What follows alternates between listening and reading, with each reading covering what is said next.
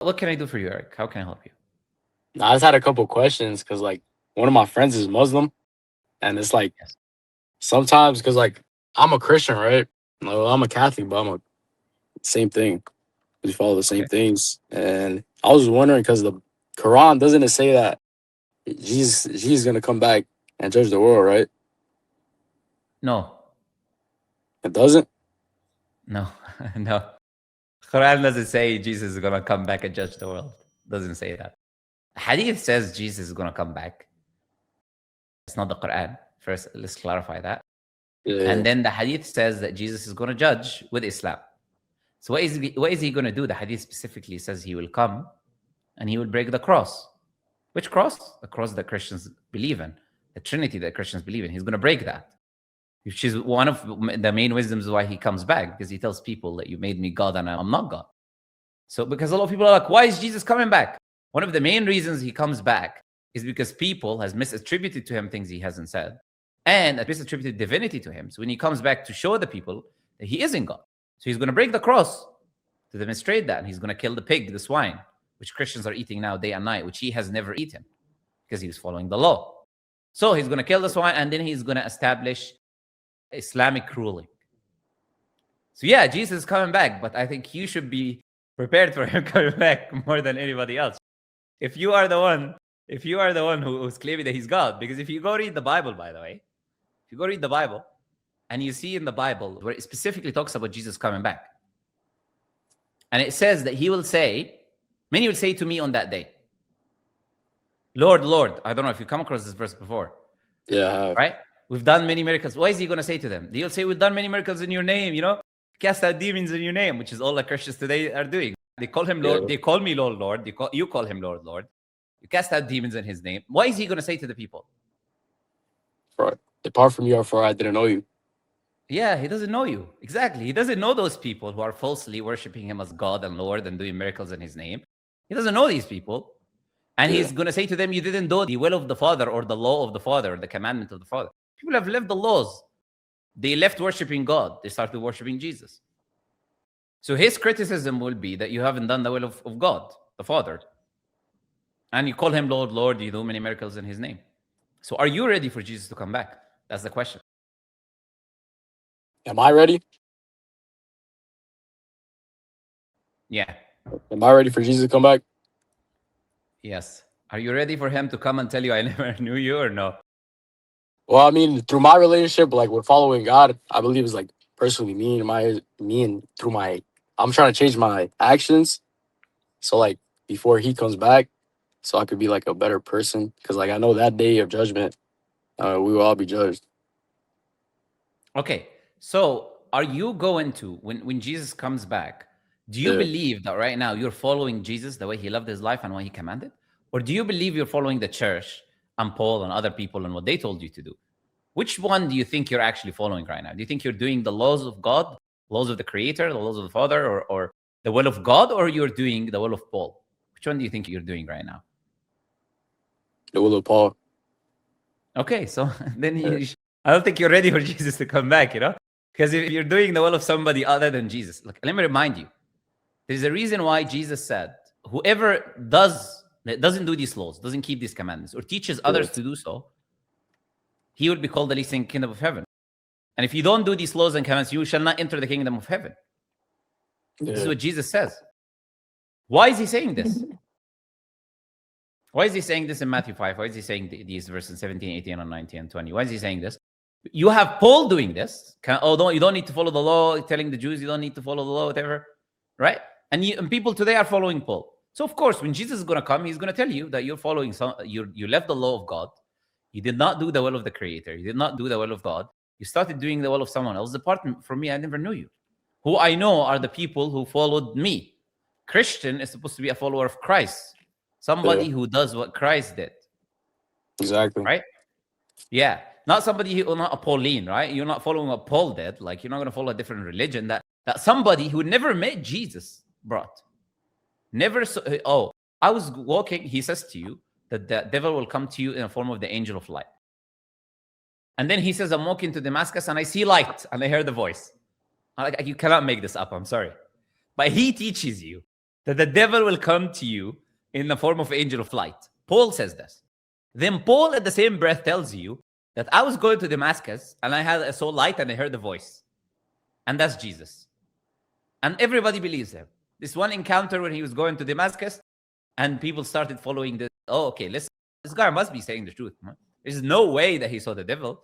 There is no way that he's lying. He used to kill Christians, but there is no way he's a liar. You know, he used to massacre all the followers of Jesus, right? That's what Paul used to do. I don't know if you know that or not. He used to massacre the believers. And then now he tells us that he saw a vision of Jesus. We must believe him. He cannot be lying. Then he goes and he lies by saying to James and others, they say, you're being accused of not following the law. So he goes and pretends that he's following the law while all his letters is telling people, to Jewish people, not to follow the law. So, I mean, if you're following a liar who did not follow Jesus, who went against the teachings of Jesus, then you're not prepared, my friend.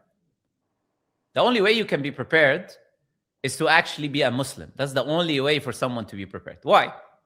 Because the word Muslim means to submit to the Creator, submit to the one true God. And Jesus submitted his will to God. He said, let it be your will, not my will. He was a Muslim. He submitted his will to the God of Abraham, the one true God. Prophet Muhammad submitted his will to the one true God. Abraham submitted his will to the one true God. He took his own son. They were all submitters. They were all monotheistic submitters that believed in one God. Jesus wasn't going around telling the people, in the name of the Father, Son, and the Holy Spirit. He wasn't doing that. He was going and praying. He's teaching you, say, Our Father in heaven, hallowed be thy name, thy kingdom. Why is he teaching you this? Your kingdom, your will, referring to God, not him. So when you come and then you're like, oh, no, you know what? We'll follow Paul and we'll follow the church when the church told us this made-up concept called the Trinity, which doesn't exist in the Bible. We're going to follow that. We're going to ignore the teachings of Jesus and we're going to do this. Does that make any sense? Nah. So why are you doing it? Why are you doing it? That's what I'm saying. Like I follow that. That's what I'm saying. Like there's a lot of deceivement, especially now, since like you with the woman you like were talking to before. Like you explained it was like liberalism and all that. Like I feel like it's been contradicted, like the Bible as well as like the religion of Islam, and it's like you know, it's like So like, the thing is this. So the thing is this. Okay, do you believe a human being can be God or a human being is God? Think about that for a second, for a minute. Think about a human being, right? How limited a human being is, what he eats, and what he eats, what he does. Where does he come out from when he's born, right? What does he need to do when he's a baby? Think about all of these things. And tell me, does that sound like God to you? I mean, it's like, nah, I just know through personal experience that like why I follow what I follow with Jesus. But like I understand like the Paul. I mean, You say. Can you clarify that? You say you know a person. Clarify what do you mean? You know, for your personal experience, you follow Jesus. What does that mean? Through my personal experience and actions, like in the past that I've done, like it's like personal relationship, like you know. Yeah, but you don't know Jesus without the Bible. Do you know Jesus without the Bible? Do I know Jesus without the Bible? Yeah, can you know who Jesus is without the Bible? Would you know who Jesus is if there was no Bible? Would you be following that? I think that's why he spoke in parables, no? What do you mean by that? What do I mean by parables? Like he's like you just said. No. What do you mean? That's why. What do you mean? That's why he spoke in parables. For like people to deceive the actual Bible. Yeah. I'm saying you don't know about Jesus without the Bible, right? Do I know Jesus without the Bible? Nah, I wouldn't. No. Yeah, if there's no Bible, you wouldn't know who Jesus is. You wouldn't be. You would know. There would be no personal experience. So that personal experience is based on the fact that there's a Bible. If that Bible is false, then that personal experience is also false, because you wouldn't have a personal experience without the Bible, would you? There wouldn't be a Jesus to have a personal experience with to begin with. So what you need to do is to think: is the Bible itself true or false? And then you would know whether your personal experience is true or false. Just like Paul's personal experience was not true, your personal experience can also not be true. Very easy. But the question is it based on truth or is it based on falsehood? Now, when you look at the Bible, we know the Bible has been changed. Oh, left and right and center, and we know that. But even that Bible that is changed, you don't have Jesus saying he's God. You don't have any verses of Jesus telling you he's God. You don't have any verses which mention the Trinity, not just the name, but the concept. You don't have Jesus telling you that not to follow the law anymore. So the Christianity of today, where you believe that God became a human and came and walked the earth, and he was Jesus, who was sinless, and then he died as a part of the Trinity, as a divine being for the sins of the entire mankind, and then you don't need to follow law anymore and do whatever you want. All of that is not truly biblical. So you're not really following the Bible. Then you don't have a personal experience with Jesus, because what you're saying is not what Jesus said. So how is it a personal experience with Jesus? You have a personal experience with Paul, yeah. You definitely do. But that's not Jesus. Okay. But again, I asked you the question, you haven't answered it. So let me come back to the question. Let's go for a circle. Is God, when you think about a human being, limited human being, that if you close his mouth and nose, he's going to suffocate to death, that eats and drinks, that sleeps, and after eats and drinks, he does something. We don't need to go into details. When he is created from this sperm drop, then he comes out from a certain part of a woman. He cries, and when he cries as a baby, he can't even feed himself. Does this sound like God to you? Is God a human being? I mean, like I said, through personal experience, you feel me? My question is not, I didn't ask you, Eric, do you have a personal experience? I'm asking you, is God a human being, right? Like you could either say, look, when you can either use your mind, or you can be like many Christians. You can be like, where is the closest bin? And you can open it and take your head and put it there. There's only two options. So you could choose whichever one you like. You could either go to the closest bin and take your brain and put it there, or be like, no, God has given me this mind, and he told me to reason and to seek the truth, so I'm going to use it. So you can do either or. That's really your choice. So using that mind, that brain that is God-given, if you're not supposed to use it, I don't know why God gave it to you. In the Christian belief, I don't understand. In that God-given mind, does it make any sense to say that God is a human being? No. That's it. By the way, the Bible says the same thing. It says God is not a man. And many people go to Numbers chapter 23.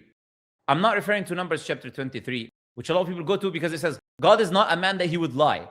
And then the Christians think, oh, look, we've got you. It's not saying that he's not a man. No, it's saying that he's not a man that he would lie. But still, it's not. God is not going to give you a parable or an example or a metaphor of something that doesn't apply, right? He's saying he is not a man means he is not a man, even if he is just related to lying. But I'm not only quoting that, I'm also quoting Hosea, because Hosea, it says God is not a man, and that's it. It stops there. Nothing about lying here. God is just like, for I am God and not a man. Can it be clearer than this? It makes sense. It makes sense. Yeah, God's like telling you, I'm not a man. You're like, no. But my personal experience. Like, God himself is telling you, I'm not a man. Relax. I'm not. No. But listen, my personal experience, which is based on the Bible, is going to ignore what the Bible is saying. I'm like, okay, how does that make any sense? So, if God is not a man, then Jesus cannot be God. Jesus, it's not only that he never said he's God. Anybody with any mind will know that God doesn't have a date of birth. He cannot be a human being. Cannot eat and drink. Cannot come out of a woman. That's not God. God is the creator of everybody. Has no date of birth, no beginning, no end. And anything which we look at and we deem to be unholy cannot be holy. All right? Okay. So this, okay. Now, what did Jesus truly teach? He taught that you go and you put your head on the floor and you pray. Who prays like this? Muslims. Yeah, Jesus did this in Matthew 26:39. In the Bible. I'm not even talking about the Quran now. I did not tell you what the Quran says. I'm telling you what your own book says. He goes and he falls on his face. By the way, Abraham does the same thing. Moses does the same thing. It's a tradition of prophets where they prostrate to God. It's not something that we made up. You have the idea of Jesus not eating pork. Which religion now strictly does not eat pork? Of course, We have two actually traditions. What are they that they don't eat pork? Muslims and I guess Jewish people. Yeah, yeah, Yeah. yeah. One of them is not, you're not welcome to enter in anyways. It's only Yeah. one which can be truth from God, which is open for people. Then Jesus fasted 40 days, right? He was fasting. Who is fasting today? Muslims. Muslims. Okay. Jesus' mother in every church, she's wearing something that I don't know. Can you tell me? Can you help me with the word she's covering her? What is it called? I guess the stuff you guys use. Hey, job. Yeah. Hijab, yes. Okay. Yeah. So this is Jesus, who's from the Middle East, like a man who's Middle Eastern, not a white man, a Middle Eastern, who's going around. He's got this beard. He's wearing clothing. You know, he wasn't wearing a tie. You know, like Mike and Paul and Luke and Jeremy. He wasn't doing that. He wasn't wearing a suit and a tie like your average white man, right? He was wearing something close to whatever you probably see the Middle Easterners wear today. These traditional type of clothing. So he's dressed like that with a beard, walking with his mother with a hijab, going on the floor and praying. And then he was saying Allah. What? Yeah, was he saying Allah? He was saying Allah because Allah is Aramaic and he was speaking Aramaic according to Christians. The word for God in Aramaic is Allah. So he's going on his head and saying Allah. What religion is this? Help me. Like if you see this man today, what religion is this? So stuff you guys follow. Yeah. When we say to the people, look, because a lot of people get triggered, we say Jesus was a Muslim. People get triggered instantly. But look at how he practiced his life. Look at how he lived his life. You'd see that how he lived his life is how the Muslims live their life. That's why we're not worried when Jesus comes back. We're not worried because we are on the side of the truth. We are doing what Jesus did. Jesus worshiped on God, we worship on God. He fell on his face, he prayed, we fell on our face and we prayed. We don't eat pork, we fast. He didn't eat pork, we didn't fast. Our women are covered with the hijab like his mother was covered with the hijab. Why do we need to worry then? He followed the law, we follow the law. The law of God. Why worry then? The ones that have to worry, because a lot of, Christians come, they think he got a gotcha moment. Jesus coming back. Yes, he's coming back for you. I say the Christians, he is coming back, but he's coming back for you. He's not coming back for me. He's coming back for you and for the Antichrist, which a lot of people are going to sadly fall. So, if this is the reality, Prophet Muhammad, when he came with the same thing. He said, you prostrate to God, fall on your face and you pray. You wear the hijab. Satan is your greatest enemy. You worship God alone. You fast. Jesus was the Messiah. He was a prophet and a messenger sent by God, as he said about himself. And so did Abraham, so did Moses, so did all of these people. Now the question is, why would you not accept Prophet Muhammad as a prophet if this is the case? Why would you not become a Muslim if this is the truth? Well, me talking to me personally, why would I become a Muslim? Yeah. Is there anybody else in the room? Of course, I'm talking to you. Yeah. What would I be? It's like the way I grew up and stuff. It's like, it just makes sense, like on my end, and the way you just portrayed it. But like, I'd rather it's like me. Let's leave how you grow. Let's leave the past. Let's leave how you grew up. Let's leave the history. Let's talk about today. Yeah. Why are you not a Muslim right now? Why wouldn't you accept the religion of Islam? Why wouldn't you accept the truth, the religion that Jesus was upon right now? I mean, damn. It's like kind of hard because like through my experiences of like the way I've prayed, like the same way like Jesus taught us. Because like I grew up like religious, but like like it just makes sense like on my end to like follow Jesus, like same stuff. Are we telling you? Was I telling you to follow Jesus, or was I telling you to follow Paul? Paul, you just follow me, Christ, not Christ. Yeah, I was telling you to follow Jesus, right? What are you telling me to follow? To follow Paul. Yeah, so why are you telling me that it makes sense to follow Jesus, where I'm the one who's telling you to follow Jesus? I guess. Yeah, following Jesus would be becoming a Muslim.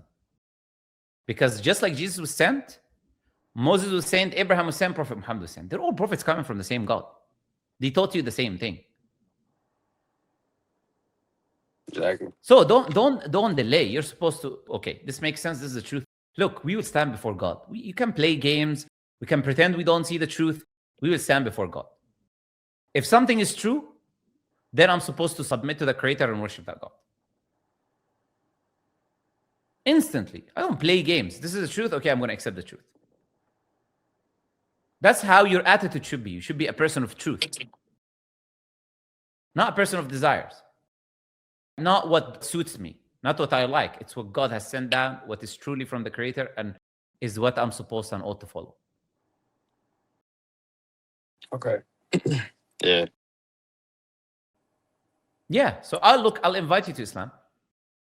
I invite you to accept Islam. Accepting Islam is a very simple process. You can do it right now. You can do it when you feel like it. There's no pressure. We don't look. The thing about Islam is the truth. So we don't need to go and force anybody to accept it. We welcome people. We send friendly invitations to people. We're like, look, here's the truth, and here is why is the truth. And we welcome you to accept Islam. It's a very simple process. All you have to do is to testify there's only one God worthy of worship. There's nothing worthy of worship except Allah, the same God of Jesus. And to testify that Prophet Muhammad is his prophet and messenger. That's it. Once you make that testimony, you become that Muhammad is the what? Servant and messenger of God. Just I think I'd have to do more like research on Muhammad and stuff. You know, do it before I get into it. Yeah, do it. No worries. That's what I'm telling you. What matters is that we accept the truth. If I still have a question, let me investigate that question. But what matters in the end is I don't look for what benefits me. I look for what is true, and I follow that. Yeah. Okay. I understand. Now, before I let you go, the last thing I was telling you is this: Prophet Muhammad ﷺ is a messenger and servant of God. Jesus is called the messenger and servant of God.